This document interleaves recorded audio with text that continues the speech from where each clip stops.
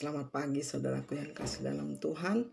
Selamat jumpa kembali dengan Renungan Pagi Gereja Baptis Indonesia Depok.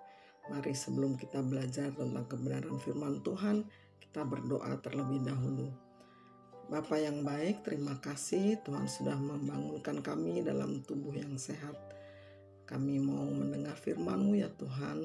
Tolonglah agar kami boleh mengerti, memahami, dan dapat melakukannya dengan baik. Dalam nama Tuhan Yesus kami sudah berdoa. Amin.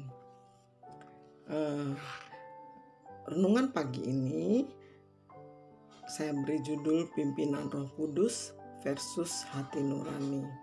Nats diambil dari Yohanes 16 ayat 13 yang bunyinya demikian. Tetapi apabila ia di sini adalah Roh Kudus datang, yaitu Roh kebenaran, ia akan memimpin kamu ke dalam seluruh kebenaran. Sebab ia tidak akan berkata-kata dari dirinya sendiri, tetapi segala sesuatu yang didengarnya, itulah yang akan dikatakannya. Dan ia akan memberitakan kepadamu hal-hal yang akan datang. Sekali lagi saya ulangi, Yohanes 16 ayat 13. Tetapi apabila ia, Roh Kudus, datang, yaitu Roh kebenaran, ia akan memimpin kamu ke dalam seluruh kebenaran. Sebab ia tidak akan berkata-kata dari dirinya sendiri, tetapi segala sesuatu yang didengarnya, itulah yang akan dikatakannya. Dan ia akan memberitahukan kepadamu hal-hal yang akan datang. Puji Tuhan, baru saja kita merayakan Hari Raya Pentakosta, yaitu hari raya yang istimewa di mana Roh Kudus turun ke bumi, mendiami bumi, mendatang di tengah-tengah kita, orang percaya dengan cara yang istimewa. Nyata, kasat mata, murid-murid jemaat melihatnya dan mengalaminya, dan langsung berdampak saat itu juga mereka menjadi berani bersaksi, berani mengakui imannya, dan seterusnya. Jadi Roh Kudus berkarya secara nyata sejak saat Hari Raya Pentakosta itu. Nah, dari Alkitab kita juga mengetahui berbagai fungsi dan peran dari Roh Kudus. Bahkan sebagian dijelaskan, dinyatakan langsung oleh Tuhan Yesus sendiri. Tugas dan peran dari Roh Kudus itu antara lain mengajar. Dia mengajar segala sesuatu, baik itu tentang firman Tuhan ataupun tidak, karena dikatakan dia mengajar segala sesuatu. Itu bisa kita lihat di Yohanes 14 ayat 26. Roh Kudus itu adalah penolong, roh penolong. Bisa dilihat di Yohanes 14 ayat 16. Kemudian dia memimpin kita ke dalam kebenaran. Yohanes 16 ayat 13 seperti yang sudah kita baca tadi. Kemudian dia bersaksi tentang dirinya, bersaksi tentang Allah, bersaksi tentang Yesus Kristus, dan membuat kita juga berani bersaksi karenanya. Kita dapat lihat di Yohanes 15 ayat 26. Kemudian dia menginsafkan dunia akan dosa, menginsafkan kita akan dosa. Kalau kita berbuat dosa, kita langsung cepat-cepat sadar. Jangan, katanya, sadar dan kita bertobat. Itu bisa dilihat dari Yohanes 16 ayat 8 sampai 9. Kemudian dia mengatakan hal-hal yang akan datang, apa yang akan terjadi kelak. Itu dikatakan dalam Yohanes 16 ayat 13. Dia membantu kita untuk dapat berdoa. Bisa dilihat di Roma 8 ayat 26. Kemudian dia menyelidiki hati nurani.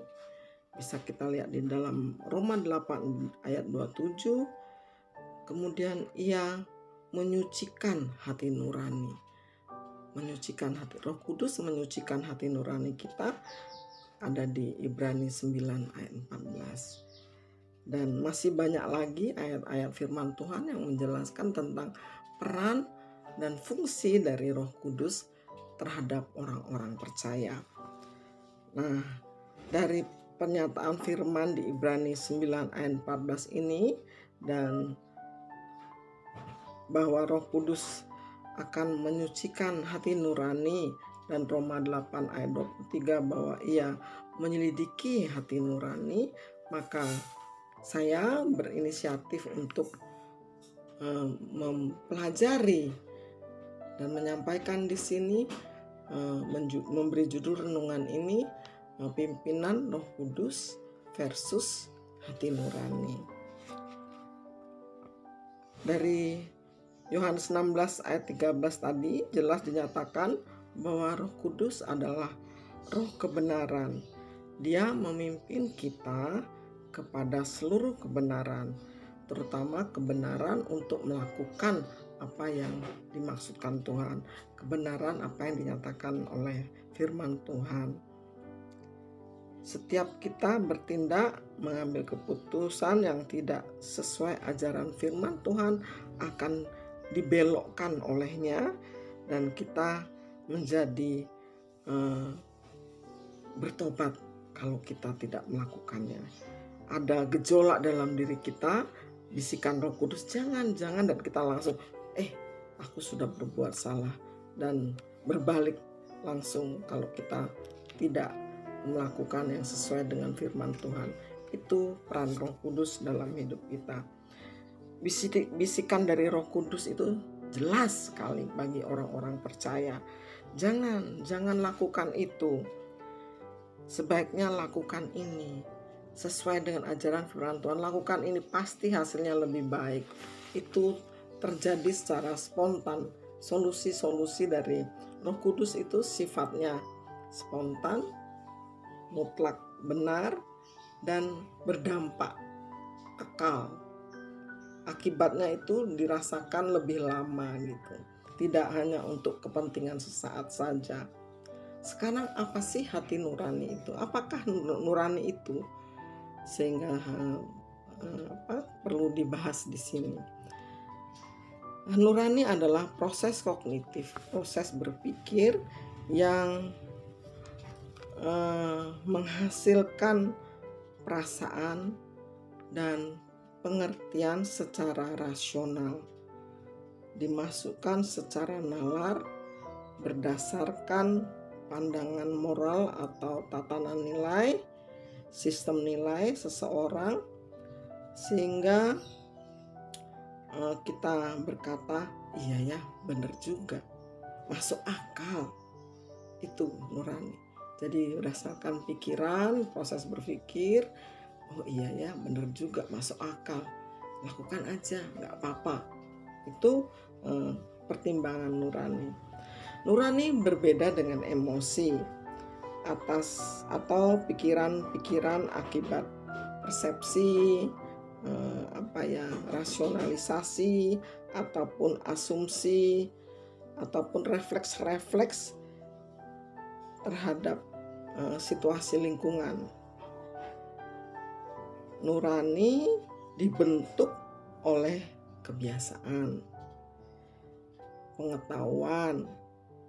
Kita belajar, jadi kita mengerti, itu yang kita lakukan. Selain itu pengalaman, adat istiadat, didikan orang tua. Kalau orang tua nggak boleh, kita nggak boleh. Tanpa pertimbangan apa kata firman Tuhan. Kita lakukan itu berdasarkan kebiasaan. Misalnya, kok mendung ya, bawa payung. Kok demam ya, banyak minum. Karena berdasarkan pengalaman, kalau aku demam radang-radang gini, dengan banyak minum, radang demamnya hilang. Jadi berdasarkan pengalaman. Dan itu wajar, ada di setiap diri kita. Nurani kita berkata itu natural, ada pada diri kita. Sementara Roh Kudus dalam Ibrani tadi dikatakan Roh Kudus menyelidiki hati nurani. Mengapa? Karena nurani biasanya menolong kita untuk sebatas kepentingan sesaat, merasa nyaman, merasa aman, supaya diterima oleh masyarakat, supaya kita tidak kehilangan teman, ya untuk kepentingan-kepentingan duniawi saja yang sifatnya sementara. Misalnya ada seorang teman datang minta tolong, walaupun pertolongan yang diminta itu agak berat, tetap kita lakukan. Karena apa pertimbangannya? Karena dia seorang teman. Kalau nggak kita tolong, kasihan. Toh waktu aku kesusahan dia juga menolong. Ya hitung-hitung balas budi. Andaikan dia tidak menolong, minta tolong, ya nggak apa-apa. Andaikan dia nggak minta tolong ke kita, yang nggak harus menolong aku. Tapi karena dia mau, dia minta tolong sama aku, ya aku tolong. Itu pertimbangan nurani. Nah, pengalaman Rasul Paulus yang ditulis di 1 Korintus 8, terutama di ayat 7-10, di pengalaman dengan jemaat Korintus itu, nurani menuntun kepada tindakan-tindakan yang membuat kita lemah secara iman. Bahkan dikatakan di situ tindakan yang nggak apa-apa makan persembahan berhala, nggak apa-apa kok, orang itu enak, atau itu nggak membuat kita berdosa atau bagaimana. Rasul Paulus bilang, hati-hati jangan kita menjadi batu sandungan. Misalnya aku terpaksa nyontek, habis nggak tahu jawabannya, aku nyontek aja. Kalau bisikan Roh Kudus berkata, jangan nyontek, lebih baik kosongkan jawabannya. Lebih baik kamu mendapat nilai jelek tetapi tidak berbuat dosa, daripada nyontek mungkin kamu akan dapat nilai bagus tapi kamu jatuh ke dalam dosa. Itu bisikan Roh Kudus.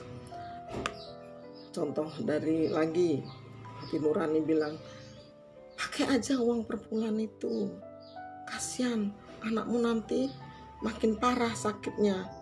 Gak apa-apa, Tuhan juga ngerti kok uang perpuluhan itu dipakai untuk berobat. Itu hati nurani mengatakan begitu. Tapi kalau Roh Kudus bilang, berdoa, Tuhan pasti menolong. Perpuluhanmu harus kembalikan ke Tuhan, dan Tuhan akan mengganti semua biaya pengobatan. Tuhan menyediakan biaya pengobatanmu dengan cara yang lain. Tuhan memberi mukjizat atas penyakit anakmu. Itu Roh Kudus. Roh Kudus mengingatkan kita firman Tuhan. Roh Kudus mengingatkan kita bagaimana Tuhan Yesus, tabib yang agung, menyembuhkan segala penyakit, menghidupkan orang mati, dan menolong kita, menguatkan kita untuk mengimani bahwasanya anak kita akan sembuh. Tidak harus memakai uang perpuluhan untuk beli obat, untuk pergi ke dokter. Pertaruhan tentang kebenaran firman inilah yang dikatakan Roh Kudus menguji, memurnikan hati nurani. Sementara seperti yang di atas tadi, hati nurani itu menuntun kepada kita tentang apa yang enak, jalan pintas, yang mudah saja, pertimbangannya sesuai dengan kondisi yang ada, apa yang biasa dilakukan orang, seperti itu. Sebagai orang percaya, apakah kita tidak boleh mendengar bisikan hati nurani? Larangannya tidak ada. Tetapi untuk itu kita harus berhati-hati. Jangan sampai Rasul Paulus mengingatkan di Korintus tadi, jangan sampai kita menjadi batu sandungan bagi orang-orang yang belum percaya gitu. Puji Tuhan, ketika kita mengakui Tuhan Yesus sebagai Tuhan dan Juru Selamat, Roh Kudus itu langsung hadir di dalam diri kita. Langsung Dia berperan, langsung Dia membisiki kita, lakukan ini, lakukan itu. Ayo bangun, baca firman, ayo berdoa. Aku gak bisa berdoa, ayo. Nanti Roh Kudus membantu kita dalam berdoa. Roman 8:26. Dia akan berdoa bersama-sama dengan kita. Roh Kudus hadir dalam diri kita. Roh Kudus akan menguji, menyelidiki, dan mengendalikan hati nurani kita. Dia memurnikan hati nurani kita agar terus mencari apa kata firman Tuhan. Roh Kudus memimpin kita ke dalam kebenaran.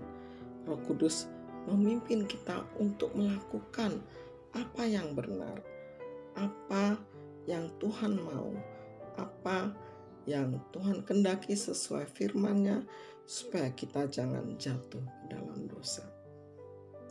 Amin. Tuhan Yesus memberkati.